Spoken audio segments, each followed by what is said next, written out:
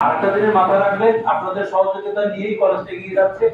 আগামীকাল থেকেই এইচএসসি একাদশ শ্রেণীর ভর্তি কার্যক্রম শুরু হবে। আশা করি আপনাদের যারা পরিচিত আছে এখানে এমপি সাহেব নির্দেশনা, এমপি সাহেবের ওনাদের নিজেদেরই কলেজ, সেই হিসেবে এখানে ব্যাপক সুযোগ সুবিধা আছে। আর্থ অর্থনৈতিক কলেজ, কিন্তু লেখাপড়ার মান কিন্তু কমার্স কলেজের কোনো অংশ কম নেই।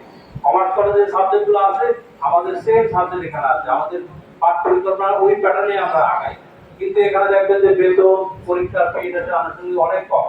আপনাদের সহযোগিতা কামনা করি। যারা পাস করছে আপনাদের বন্ধু বান্ধব হবে, আত্মীয় স্বজন হবে, পাশে প্রতিবেশী হবে, যেসব ছেলে মেয়ে পাস করছে যে কোনো জিপিএতে এখানে ভর্তি হওয়ার সুযোগ আছে।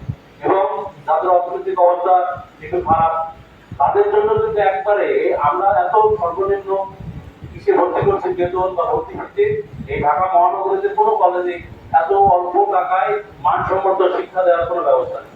এইখানে একটা মাত্র কারণ হলো এমপি সাহেবের, এমপি মহোদয়ের তদারকি এবং ওনার বড় ভাই আমার ইকবালউদ্দিন মোল্লা স্যারের সভাপতিত্বেই, আমাদের প্রিন্সিপাল স্যারের দিক নির্দেশনায়, আমাদের শিক্ষক মন্ডলীর একান্ত প্রচেষ্টায় আমাদের কলেজটা দিন দিন সামনের দিকে এগিয়ে যাচ্ছে।